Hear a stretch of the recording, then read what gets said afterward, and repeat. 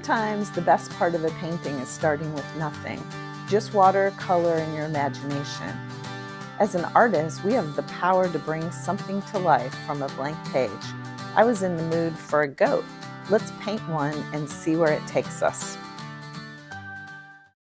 As usual, I start with the eyes, and I'm keeping a lot of water in there, and I'm just going to blend in some darker brown. I like when the colors move around in the eyes. You know, the eyes are alive, and so we want to make sure to express that. And I can always lift off a little like I'm doing here, and then go back in with another layer to get the detail we want. Now let's add some water first, and then let the pigment charge into it to get those nice soft edges and beautiful blends. And I'm just pulling out some water here, again, ahead of the pigment so that the pigment only follows where the water is.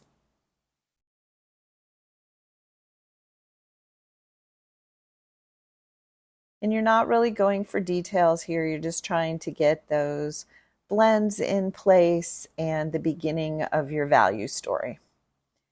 So I can see the ears have some of this sienna color, so I'm going to go ahead and charge them with some darker brown as well. Next, using a gray color, let's imply the shadows on the white goat. And since we're not adding a background, I'm going to go a little heavier on the gray just to add some nice value on top of the white background. If you decide you want to add a background, you can go a little lighter on the gray and leave more of the white paper showing. And again here, I'm just putting in those nice blends, trying to connect shapes and taking advantage while the paper is wet to get on that wet on wet effect of the pigments blending. Oh, plus I'm using a lot of granulating colors, and so I want to make sure there's enough water for that pigment to move around to get that interesting texture, because I'm counting on that to help me express the roughness of the fur on the goat.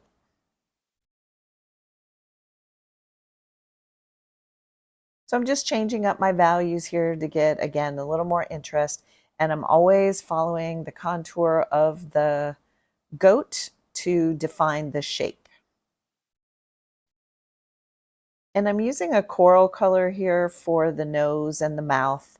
And I just want a nice soft blend for my first layer. And then I can go back in with a heavier value to get those details around the nostril and the mouth. So same technique, put water down first and then let the colors mix and blend on the paper, and change up your values as you need to show. For instance, the tail is behind the body, so we want it a little bit darker to use our trick of allowing that front area to pop off.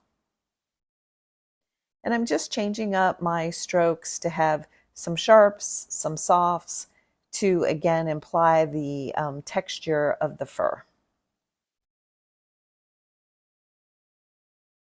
And if you go in and you don't like them, like in this case, just spread it out with a little more water and they'll blend in.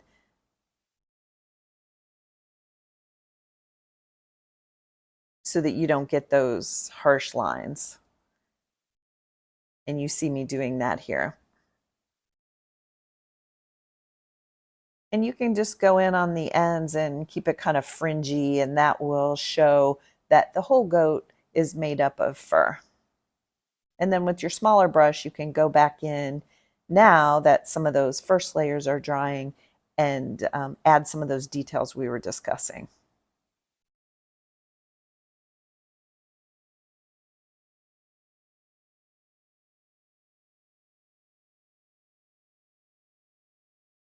And if you want more blend where you didn't get it in your base layer, just add water and then more pigment on top, and then you can mix again. It's like starting from scratch. And here I'm just adding a little more of those details on the eye that we talked about now that it's dry. And I can go in with those darkers to show the roundness of the eye on the edges. And I'm not too worried about capturing any highlights. I can always use gouache at the end to go in and really punch it up. Next, I want to build on the first layer by going on top and showing more of the shape of the goat. So I'm trying to paint in some fur or hairlines that follow the contour to give it a better shape, and it doesn't feel as flat. And you can vary the colors as you go. And I'm always scanning my reference photo to see where I might need some darker value. Here's a good example on the neck.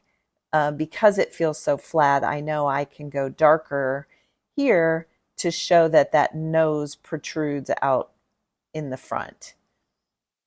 And then with my small brush, I can add more detail by going in sharper to get that nostril and the mouth better defined.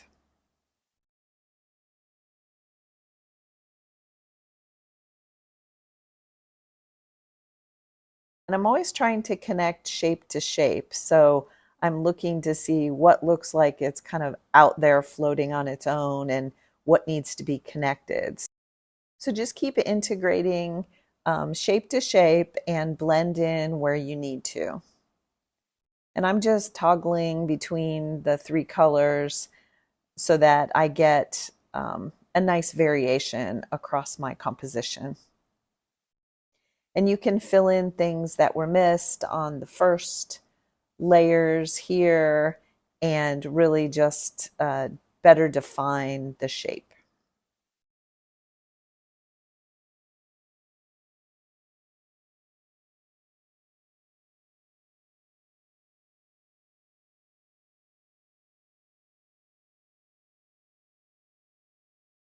This line felt a little harsh to me, so I'm just trying to soften it a little by adding some water and blending it out.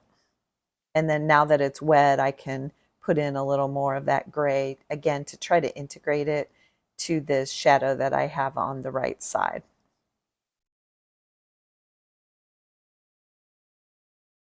And you can see as I do that, the shape of the neck starts to appear and the texture as well.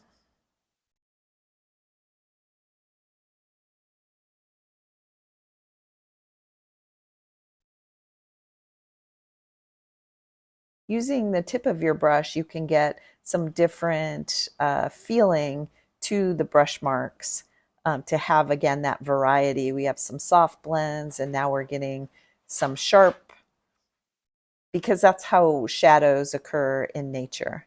And I felt like the nose was a little flat, so I'm just going in with, again, a second layer of the coral so that we get that variety and it doesn't feel so one note.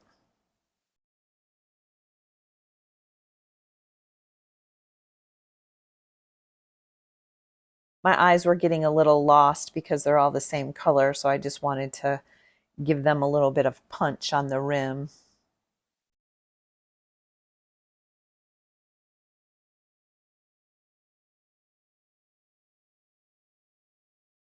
And here I'm really not referencing the photo as much. I'm trying to look at my goat and say, what is it missing?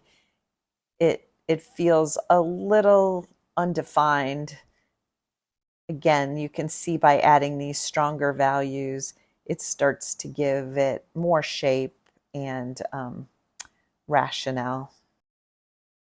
So next up, I'm going to add some gouache just to capture some highlights, and I felt like I wasn't getting the furry effect that I wanted, so I'm going to pop a couple highlights here where I went in a little heavy with my paint, and just to give the edges of the fur a little more definition. And by using the white gouache, because it's opaque, I can go on top of the darks, and then you definitely get that where the light would have hit the fur, and it was giving me a better feeling, more accurate, I should say, feeling. Depending on how you put in those details, you may or may not need that. And that's it. I hope you enjoyed this goat, painting from nothing, creating from our imagination, and making it happen. One of my favorite things about watercolor painting.